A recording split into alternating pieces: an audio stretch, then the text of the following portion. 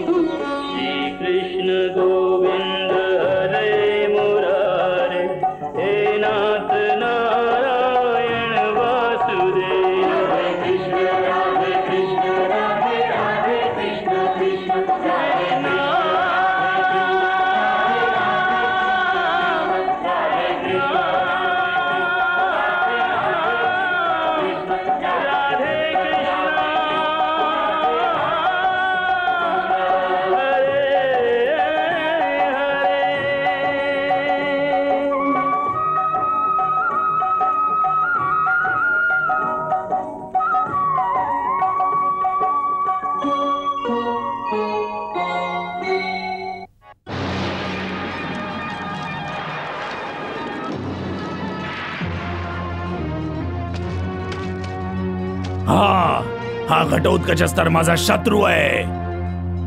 हा माझ्या जीवावर उठलाय आणि तरी देखील तू त्याच्यावर अमोघ शक्तीचा प्रयोग करू इच्छित नाहीस। काढा बाहेर तुमच्या अमोघ शक्ती अंगराज, काढा बाहेर। कसला विचार करतोयस कर्णा?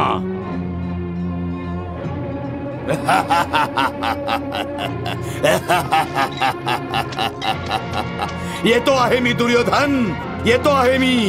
बघतोस तुला कोण वाचवत ते।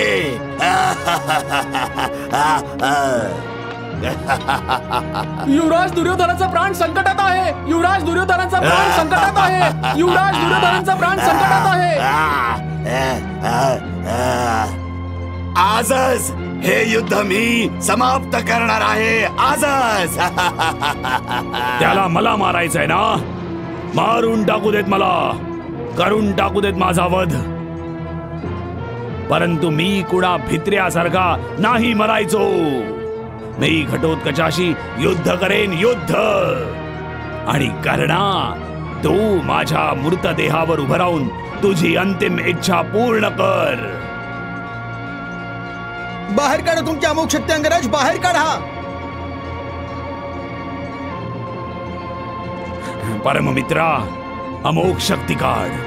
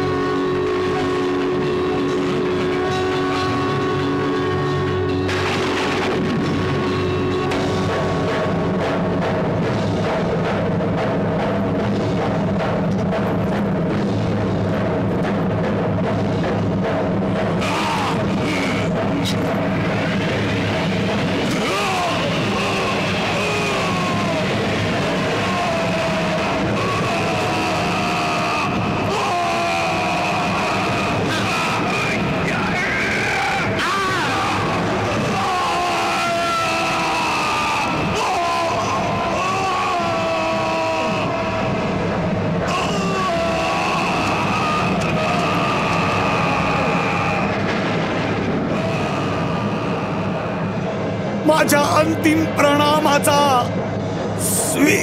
स्वीकार करा प्रभू.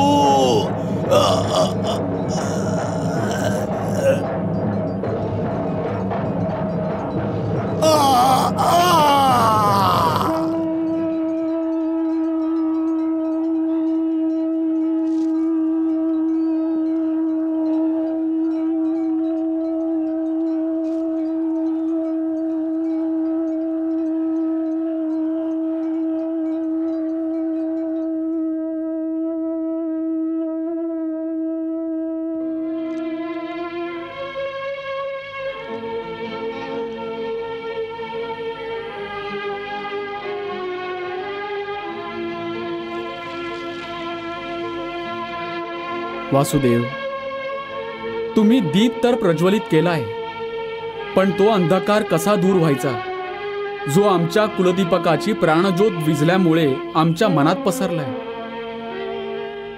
तुम्ही जो दीप प्रज्वलित केलाय तो दीपक, तो दिवा घटोत्कचची उणीव भरून काढू शकेल का? नाही ना?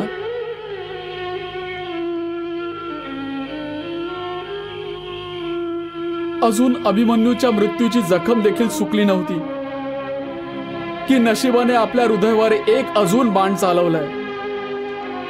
जवळच्यांच्या मृत्यूने जितके खोल घाव दिले आहेत तितकेच खोल घाव तर कदाचित ब्रह्मास्त्राने सुद्धा मिळू शकत नव्हते.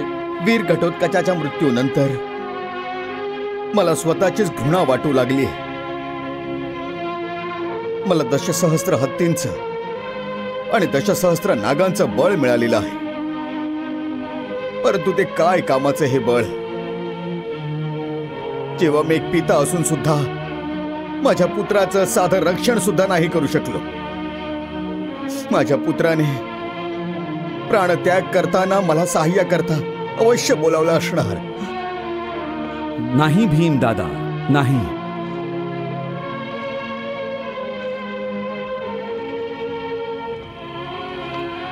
घटोत्कच कुणी असहाय्य बालक नव्हता ज्याने स्वतःला संकटात पाहून त्याच्या पित्याला हाक मारली असती.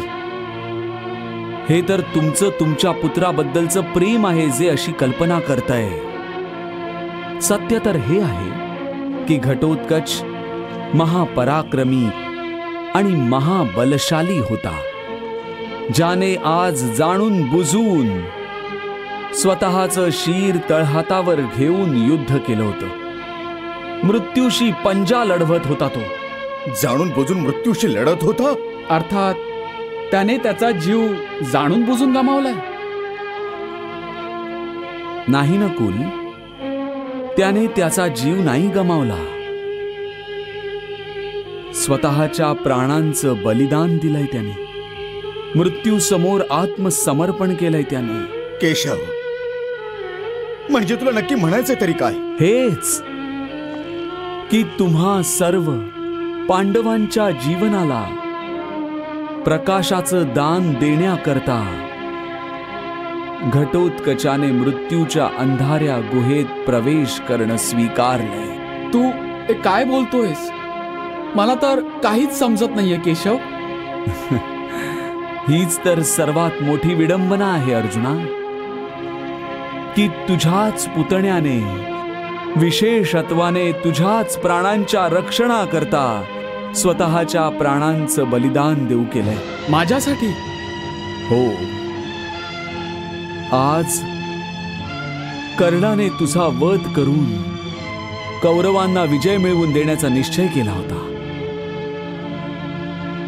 त्यासाठी त्याने तुझे पिता देवेंद्र यांनी दिलेली अमोघ शक्ती राखून ठेवली होती.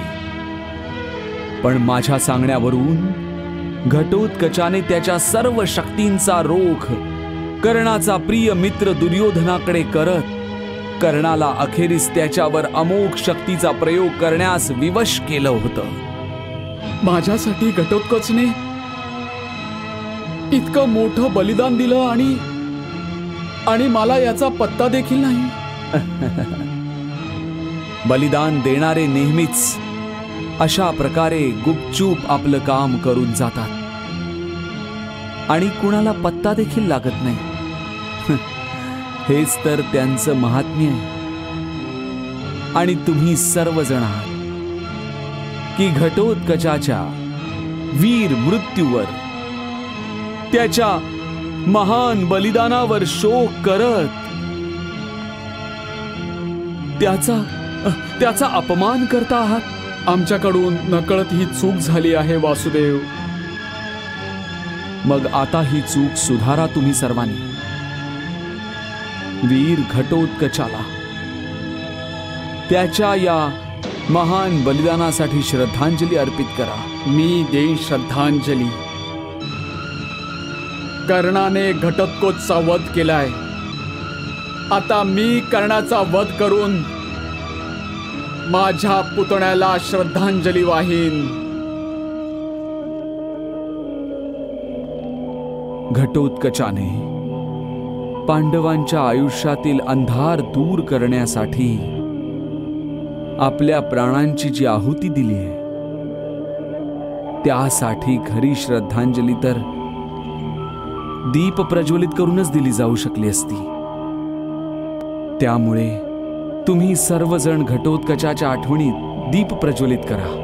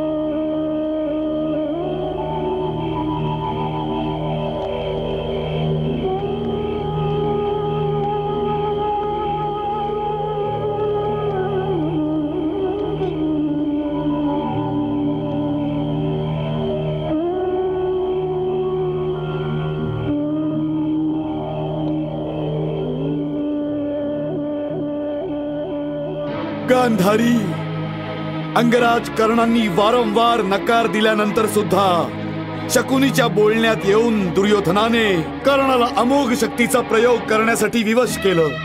तसं तर शकुनी आणि दुर्योधनाला देखील माहिती होतं की अमोघ शक्ती केवळ एकदाच वापरता येऊ शकते आणि ज्याच्यावर प्रयोग केला जाईल त्याचा मृत्यू निश्चित होईल. कारण देवेंद्रांची ही अमोघ शक्ती कधी निष्फळ होऊ शकत नाही.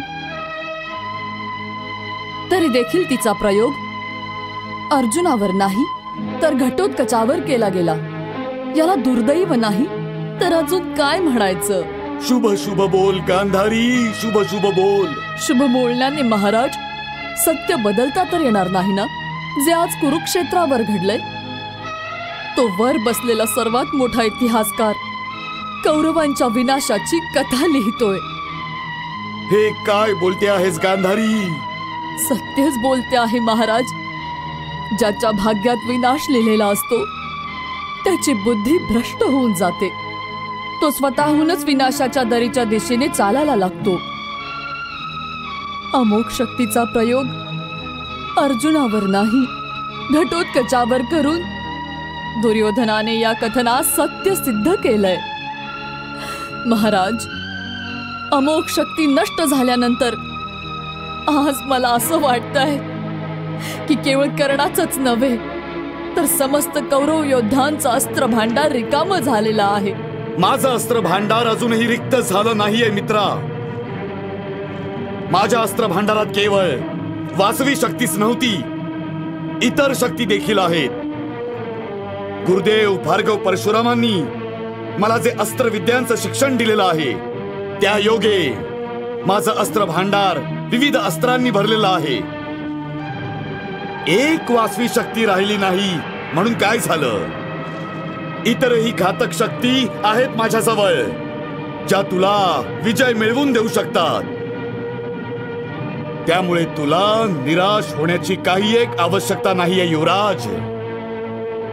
निराशा आणि पश्चाताप तर होतोय आता मला की का मी माझे प्राण वाचवण्यासाठी तुला घटोत्कचावर अमोघ शक्तीचा प्रयोग करण्यास विवश केलं का?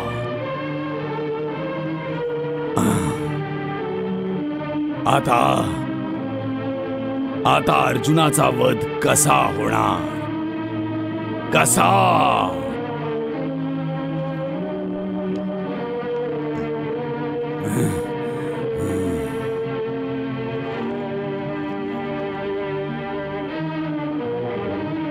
माझ्याकडून खूप मोठी चूक झालेली आहे कर्णा, खूप मोठी चूक. मित्रा, तुझ्या या चुकीची दुरुस्ती मी करेन. उद्या मी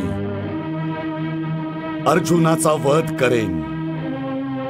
परंतु अमोघ शक्तीशिवाय अर्जुनाचा वध कसा करणार आहेस? कसा संभव आहे ते तर मी उद्या रणभूमीवरच सांगेन. बरं झालं की मी अमोघ शक्तीचा प्रयोग अर्जुनाऐवजी घटोत्कचावर केला, कारण या शक्तीमुळे माझं पारडं जड होतं. परंतु आता मी आणि अर्जुन दोघही शक्तीच्या बाबतीत बरोबरीचे योद्धे झालो आहोत. जर अमोघ शक्तीने मी अर्जुनाचा वध केला असता तर इतिहासात हे लिहिलं गेलं असतं की कर्णाने धर्मयुद्ध नव्हतं केलं, अधर्माचं पालन केलं होतं. परंतु आता जर मी अर्जुनाचा वध करेन तर माझ्या पराक्रमाची आणि शौर्याची गाथा इतिहासाच्या पानांवर सुवर्णाक्षरांनी लिहिली जाईल.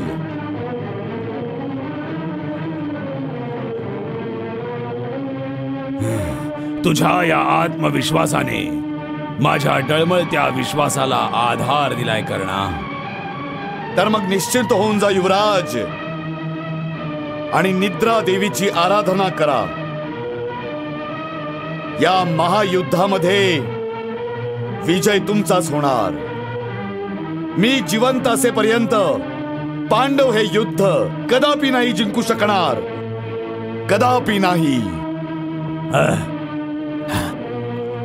शुभरात्री. शुभरात्री मित्रा, शुभरात्री.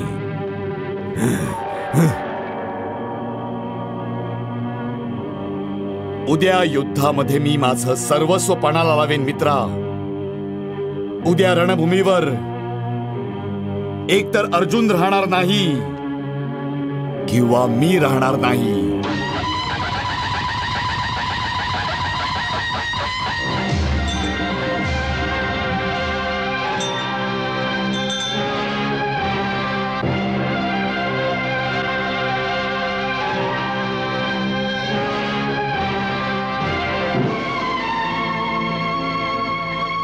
काय झालंय महाराज? आज तुम्ही चिंतेत आहात. गांधारी, संजय जेव्हा मला युद्धारंभ होण्यापूर्वीच्या रणभूमीचं वर्णन सांगत असतो तेव्हा माझ्या हृदयाचे ठोके गतिमान होत असतात. परंतु आज तुम्ही काय विचार करून चिंतेत आहात? विचार करत आहे की ज्या पांडवांनी अजय पितामहांना निष्क्रिय केलं, आचार्य द्रोणांचा वध केला, ते पांडव जर बलशाली अंगराज कर्णांचा देखील विनाश करतील तर माझ्या प्रिय पुत्र दुर्योधनाची काय दशा होईल? त्या कुटील कृष्णाने कुशल राजनीती खेळून आपल्याला हळूहळू पराभवाच्या उंबरठ्यावर आणून उभं केलं आहे. सगळ्यांना असं वाटत आहे की घटोत्कचाचा वध करून कौरव कालचं युद्ध जिंकलेले आहेत, परंतु या विजयात कौरवांचा पराजय आणि पांडवांचा विजय लपलेला आहे. कारण की कर्णाची अमोघ शक्ती नष्ट झाल्यानंतर अर्जुन आता सुरक्षित झाला आहे. आपल्या करता सर्वात मोठ्या चिंतेचं कारण कृष्ण आहे. तो इतका कुटील आहे की स्वतःच्या मनातलं न सांगताच कुठली ना कुठली चाल खेळून स्वतःचा स्वार्थ साधून घेतो. कुणास ठाऊक पुढच्या युद्धाच्या बाबतीत कालच्या रात्री कृष्णाने पांडवांच्या मनात कोणती आग लावली असेल.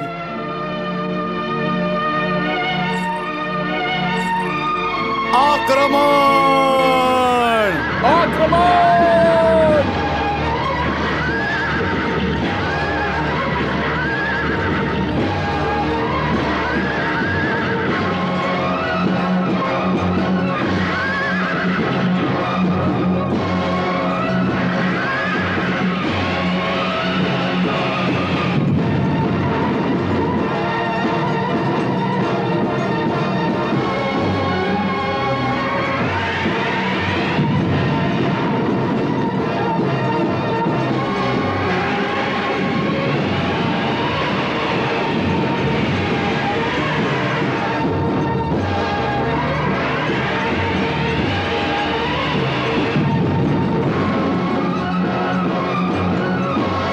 सारथी, माझा रथ अर्जुना समोर घेऊन चल.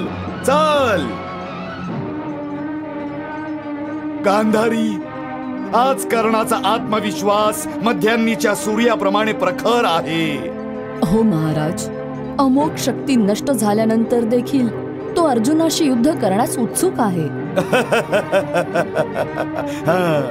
हे पाहून माझा आत्मविश्वास देखील उंचावला आहे.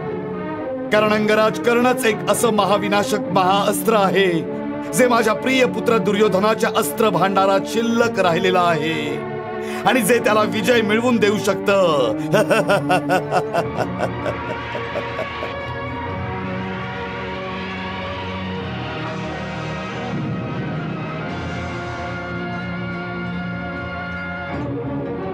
थांब कर्णा.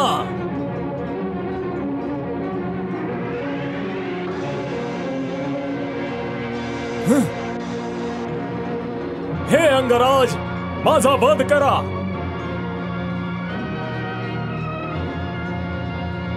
नाही वीर, नाही. मी तुला जीवनदान दिलं आहे केवळ एवढ्याच करता की तू अर्जुनापर्यंत माझा संदेश पोहोचवू शकशील की कर्ण त्याच्याशी युद्ध करण्याकरता त्याची प्रतीक्षा करतो आहे. जा. चल सारथी.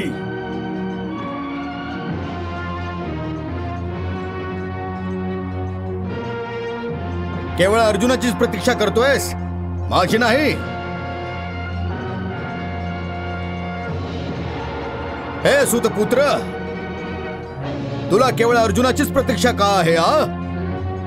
तुला तर नरकात पोहोचवण्याकरता मी एकटाच पुरेसा आहे. हे राधेय, तू असा एकमात्र योद्धा आहेस जो पितामहा भीष्म सेनापती बनल्यानंतरच स्वतःला अर्जुनाच्या घातक बाणांपासून वाचवण्याकरता 10 दिवसांपर्यंत तंबूमध्ये तोंड लपून बसला होता. आणि आता एका वीर योद्ध्यासारखा पोशाख करून आलायस. गिधाड सिंहाचं कातडं पांघरून सिंह बनत नाही. सोडून दे हे नाटक. हे रंगभूमी नाही, रणभूमी आहे. रणभूमी. इथे नाटक नाही, युद्ध होत असतं. युद्ध. जर तुझ्या बाहूंमध्ये बळ असेल ना, तर या भीमाच्या प्रहारांना रोखून दाखव. सावधान.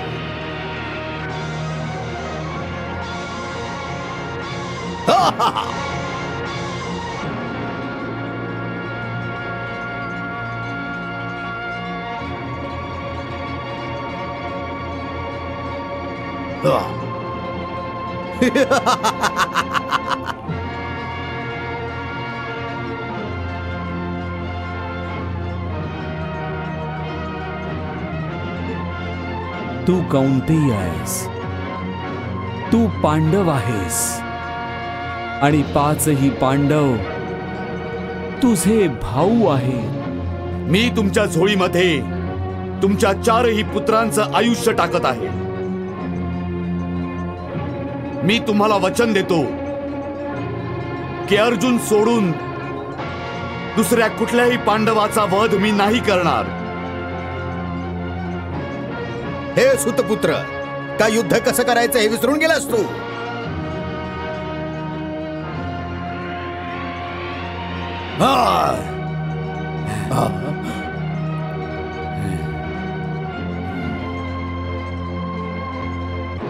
हे भीम, स्वतःला महाबली समजतोस तू, परंतु तुझ्या बाणांमध्ये इतकी शक्ती नाही ज्यांच्या आघातामुळे माझे पाय डळमळायला लागतील.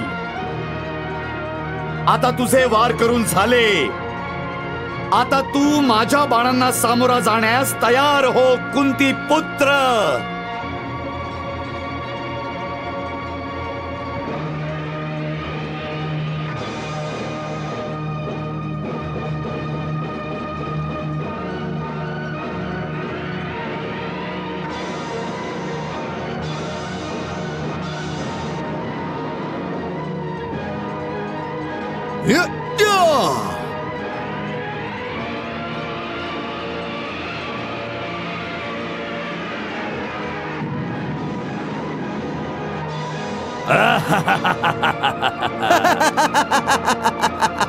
पार्था, भीमदादा आणि कर्णामध्ये युद्ध सुरू आहे. हो मधुसूदन. पार्था, भीमदादा खूप बलशाली आहेत, तरी सुद्धा कर्णाला पराभूत करण्यायोग्य नाहीये. याआधी की कर्ण भीमदादांवर एखादा घातक प्रहार करण्यात यशस्वी होईल, तू जाऊन कर्णाला युद्धासाठी आव्हान दे आणि पांडवांना त्यांच्या अंतिम विजयाकडे घेऊन चल. हो मधुसूदन, चल. तू माझा रथ कर्णाच्या दिशेने घेऊन चल.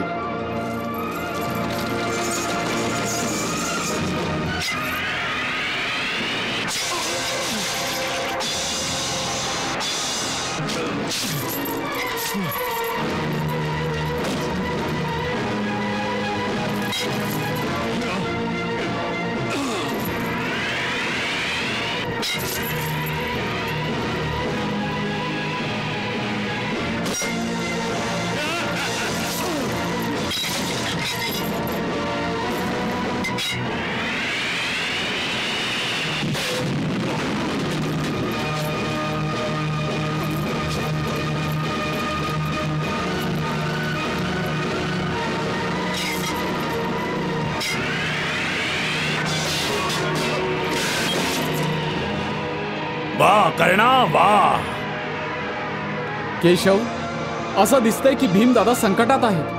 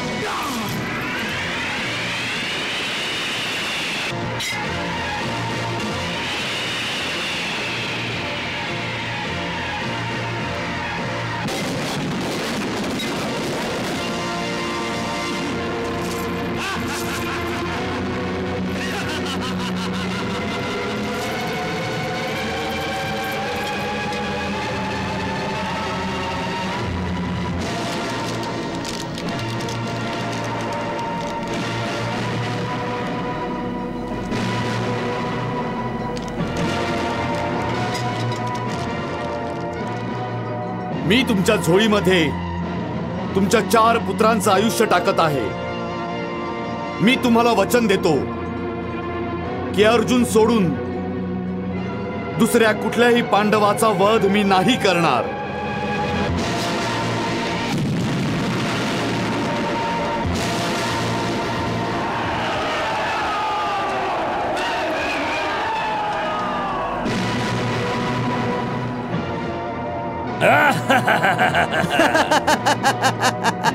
बघितलास भाचेश्री, बुद्धीचा शत्रू.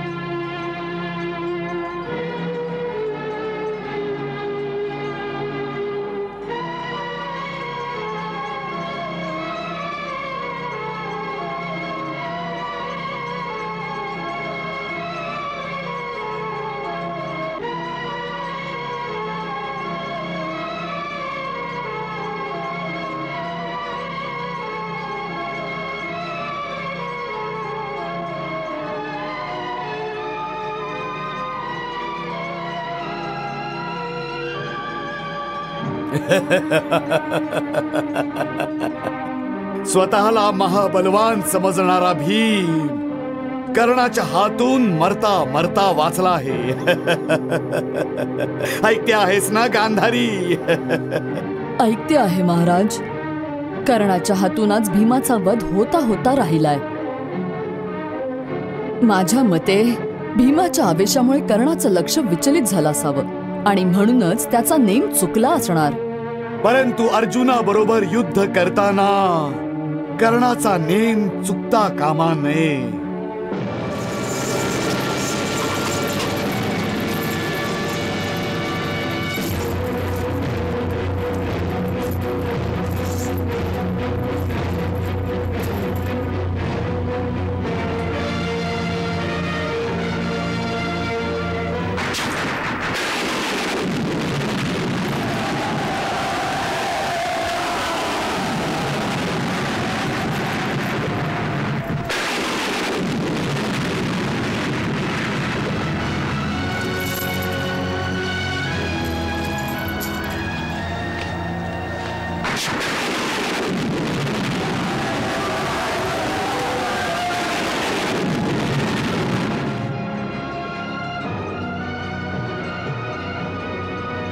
भाचेश्री, कदाचित अर्जुन आणि अंगराज कर्ण एकमेकांसमोर तर आले नाहीयेत ना?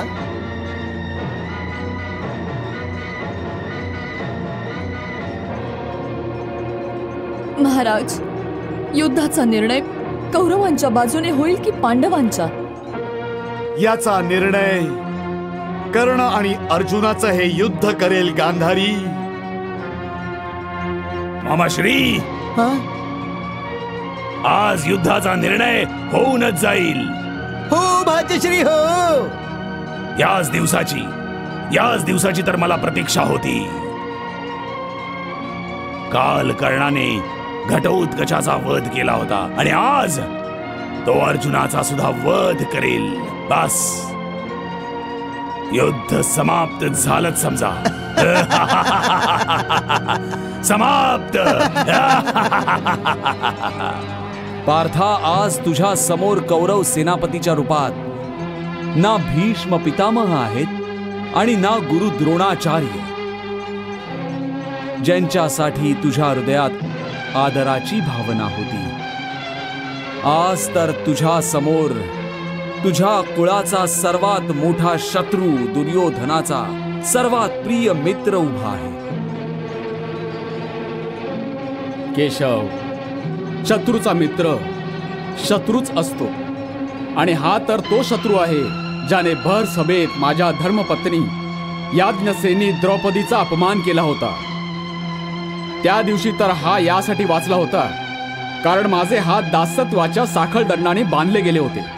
परंतु आज हा वाचू नाही शकायचा. सूतपुत्र, हे सूतपुत्र, तू तर माझ्या मागे मोठा गाजावाजा करत होतास की तू माझ्याशी युद्ध करण्यास तळमळतो आहेस. मग आजपर्यंत माझ्यापासून तोंड लपून कुठे बसला होतास? तुझी माता राधेच्या पदरात? का काय झालं? तू तर तुझ्या मातेचं नाव ऐकून असा तडफडतो आहेस जणू काही मी माझ्या गांडीव धनुष्यातून तुझ्या हृदयावर एखादा बाण मारलाय. अर्जुन, तुझ्या जिभेने तू माझ्यावर जे शाब्दिक बाण सोडतो आहेस ते माझ्या हृदयालाच लक्ष्य करत आहेत. खूप तोंड चालवतो आहेस असं वाटत आहे तुझ्या जिभेने तीर चालवल्यामुळेच तुला सर्वश्रेष्ठ धनुर्धर म्हटलं जात असावं. हाच तर मत्सर आहे तुझा की मी सर्वश्रेष्ठ धनुर्धर का आहे आणि तुला का तसं म्हटलं जात नाही. हीच खरी खदखद आहे ना. सूतपुत्र, बंद कर हा सूतपुत्राचा जप. का तुझ्या जिभेने बाण चालवतो आहेस? तुझ्या भात्यातल्या बाणांची टोकं बोथट झाली आहेत का की तुझ्या गांडीव धनुष्याची प्रत्ययांच्या सैल पडली आहे? निराश होऊ नकोस. अशी कोणतीही गोष्ट झालेली नाही.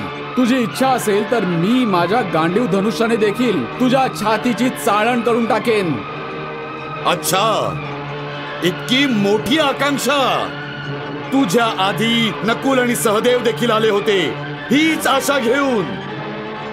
ठरवलं असतं तर दोघांचं शीर उडवलं असतं, परंतु त्यांना बालक समजून जीवनदान देऊन टाकलं त्यांना. आणि तो महाबलशाली भीम, त्याला रणभूमीची धूळ चारून परत पाठवला आहे. युधिष्ठिराचं नशीब चांगलं आहे की अजूनपर्यंत तो माझ्या समोर नाही आला. तू तुझ्या धनुर्विद्येच्या अहंकारामुळे माझ्या समोर आला आहेस, तर मग मी तुझा हा अहंकार अवश्य दूर करेन. अच्छा, तुला ठाऊक नाही की मी माझ्या माते समोर प्रतिज्ञा केली आहे की बाकी सर्वांना सोडून देईन, परंतु तुला नाही सोडणार अर्जुन. मी सुद्धा तुला नष्ट करण्याची शपथ घेतलीये. मला माझा पुत्र वीर अभिमन्यूच्या हत्येसाठी बदला घ्यायचा आहे आणि माझा पुतण्या घटोत्कचच्या वधाचा देखील प्रतिशोध घ्यायचा आहे. तर मग बघूयाच की तू तुझी शपथ पूर्ण करतोस की मी माझी प्रतिज्ञा. जर असं असेल तर मग तुझ्या पापांचा हिशोब चुकता करायला तयार हो. आता सावधान.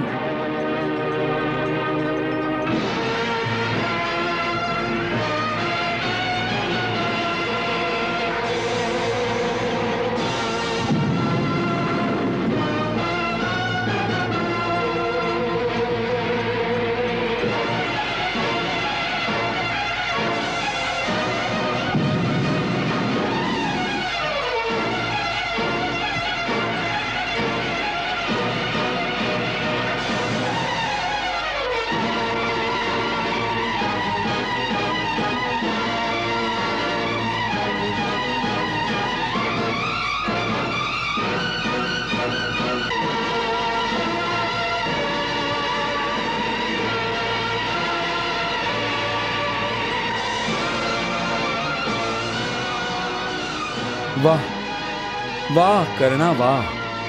हाँ हाँ,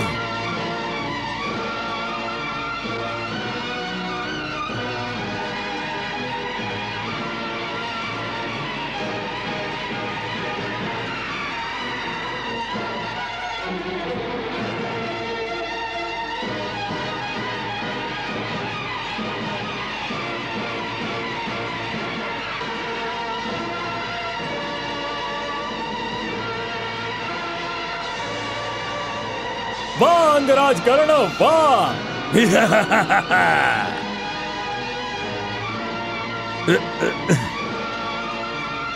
सूतपुत्र, सारथ्याला बाण लागला आणि घायाळ तू झाला आहेस. कुंती पुत्र, कसा धनुर्धर आहेस तू. तुझ्या सारथ्याचं रक्षण तर तुला नाही करता येत आणि स्वतःला मात्र तू सर्वश्रेष्ठ धनुर्धर समजतोस. आणि जर स्वतःच्या सारथ्याचं रक्षण नाही करू शकत तर स्वतःचं रक्षण काय करणार रे तू.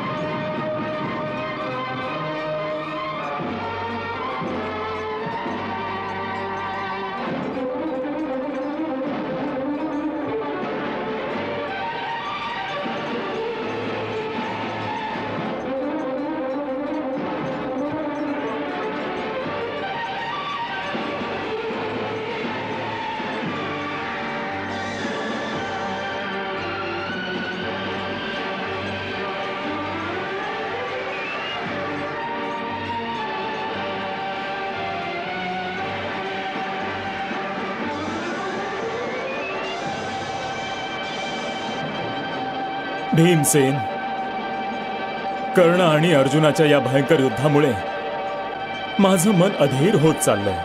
धीर सोडण्याची काही एक आवश्यकता नाहीये युधिष्ठिर दादा. जर वासुदेव कृष्ण अर्जुनासोबत आहेत तर एकटा अर्जुनच सर्व कौरव सैन्याकरता भारी आहे. तुझा विचार अगदी योग्यच आहे भीमसेन.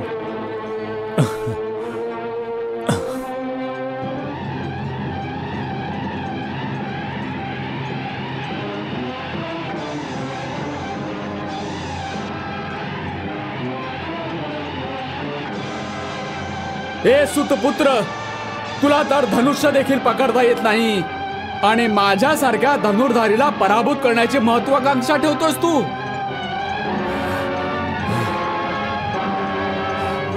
अर्जुन,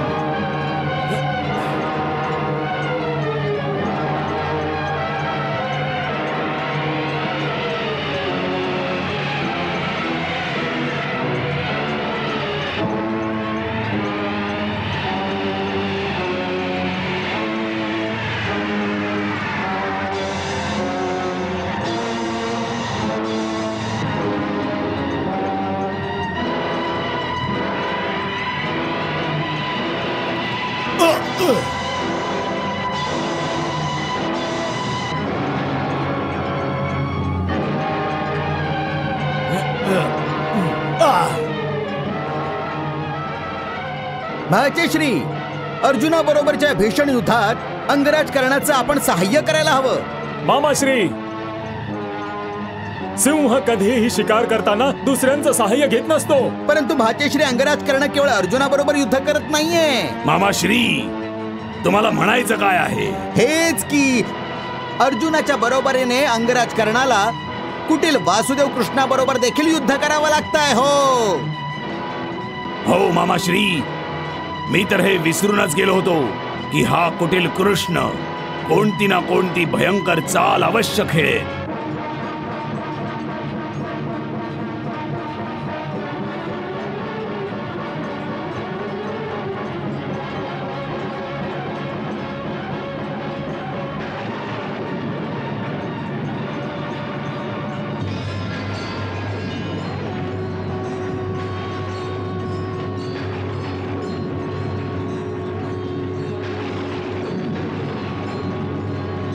पार्था, सावध रहा आता. कर्णाने वैष्णवास्त्र प्रकट केलेलं आहे. बघतोय मी केशव, बघतोय मी.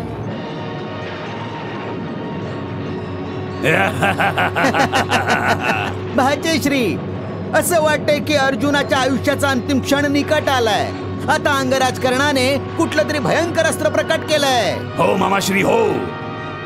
अश्वत्थामा, तुला तर ठाऊकच असेल की कर्णाने हे कोणतं अस्त्र प्रकट केलंय. युवराज, वैष्णवास्त्र.